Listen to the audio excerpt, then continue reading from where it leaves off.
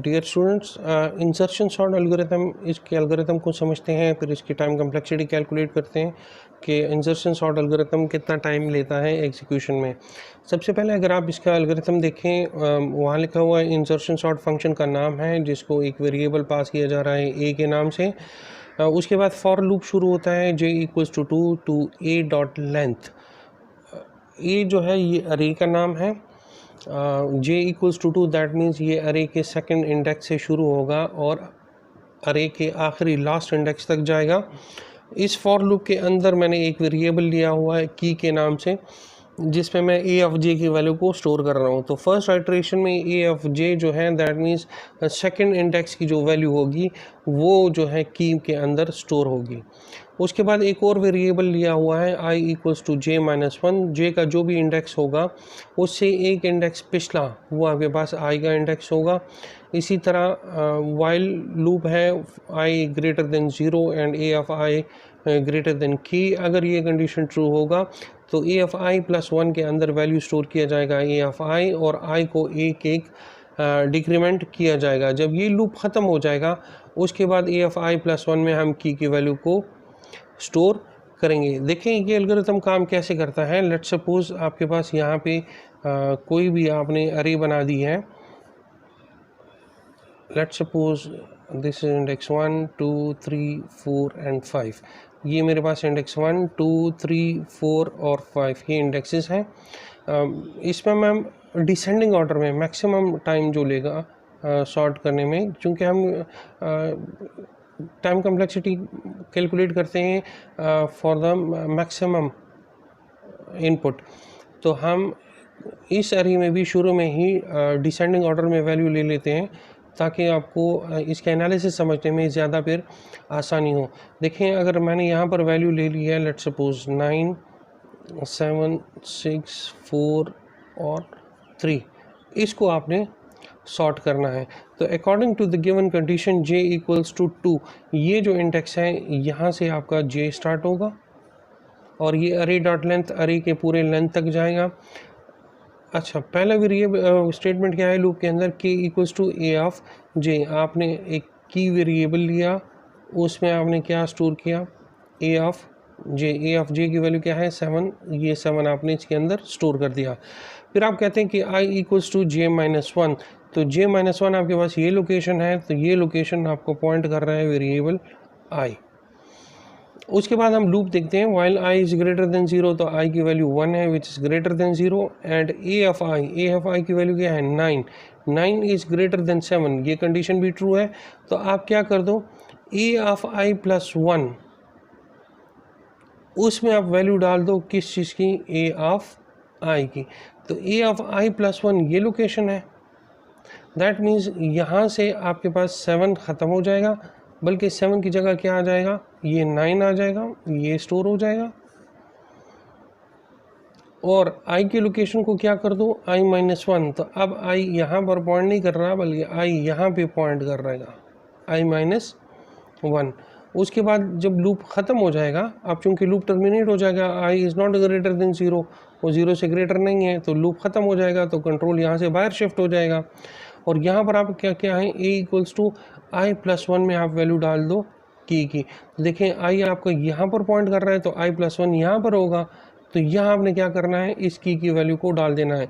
तो यहाँ अब आपके पास 7 आ जाएगा और 9 अपनी जगह पर इधर आ जाएगा।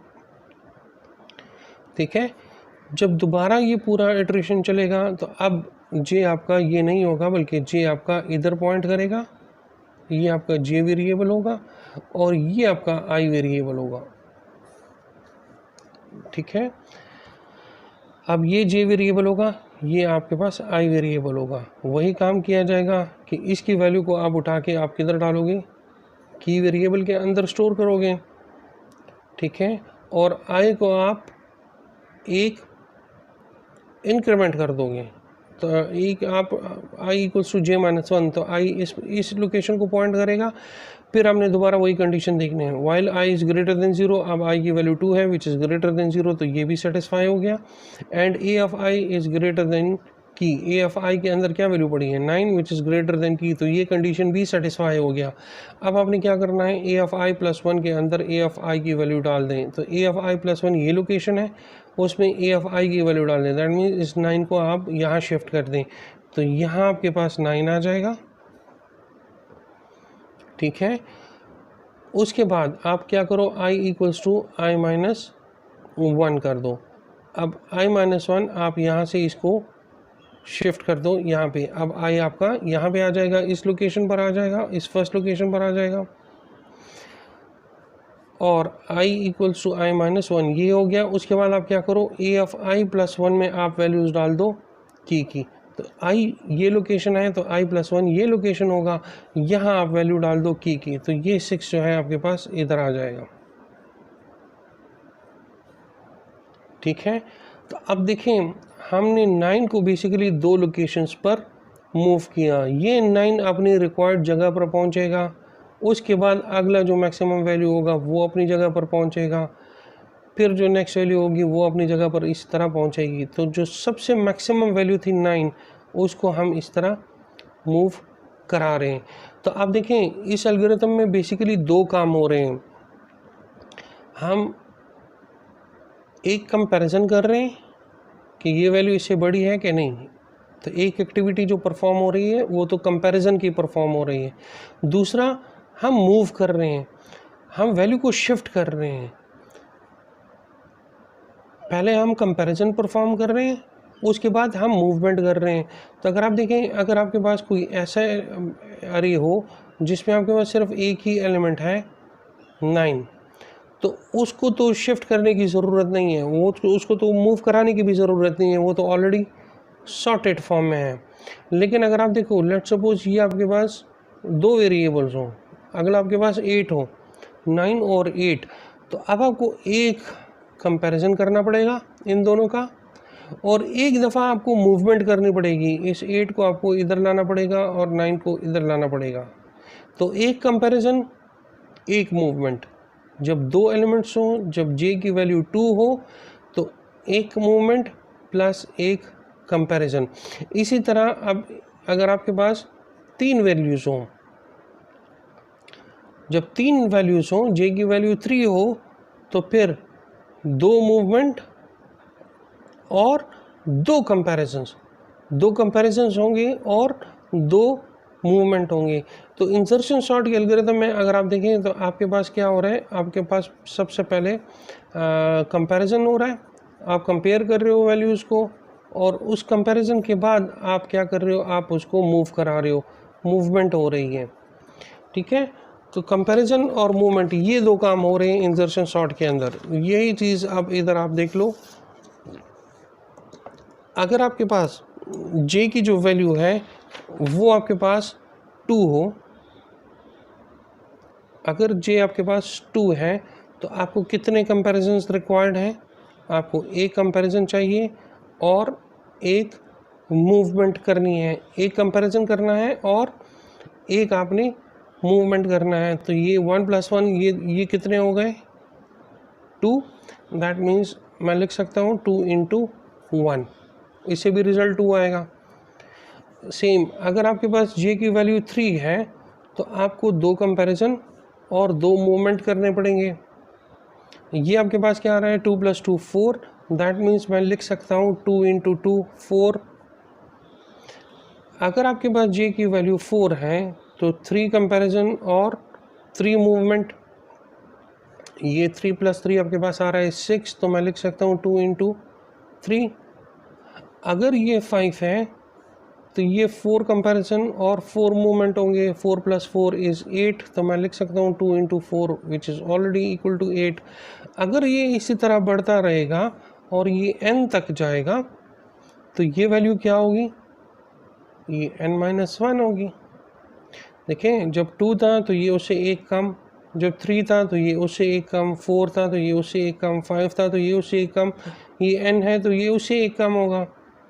सेम इसी तरह ये भी होगा n-1।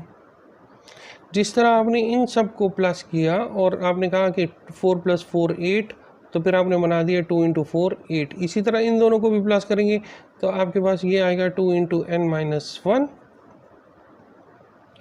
अब आपने क्या करना है, इन सब को ऐड कर दें। दैट मीन्स ये आपके पास आ जाएगा 2 into 1 plus 2 into 2 plus 2 into 3 plus 2 into 4, ये इस तरह बढ़ता जाएगा कहाँ तक, प्लस 2 इंटू n माइनस 1 तक। अब आप क्या कर लें, इन तमाम से आप 2 को कॉमन ले लें। जब आप इन 2 को कॉमन लेंगे तो ये आपके पास वैल्यू बचेगी 1 plus 2 plus 3 plus 4 plus n minus 1, यहाँ तक आपके पास वैल्यू बचेगी। अगर आप देखें तो ये आपके पास क्या है, ये आपके पास बेसिकली अरिथमेटिक सीरीज़ है। तो और हमें पता है कि अरिथमेटिक सीरीज़ किस चीज़ के बराबर होती है, n into n minus 1 divided by 2 के, इसके बराबर होती है। और ये 2 आपके पास अपनी जगह पर रहेगा, ठीक है।